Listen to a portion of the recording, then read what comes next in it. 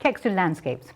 When I began many moons ago twiddling and fiddling, nipping and tucking, and you've all heard me say that before, I decided you could use the textural techniques I came up with to create a landscape. And indeed, in the second book that I wrote, Tucks and Textures 2, because it was the second one I wrote, there are landscapes, and indeed the full instructions on how to make a landscape. I begin all my landscapes on a basis of some form of wadding, because the brain really does like to see things nice and straight.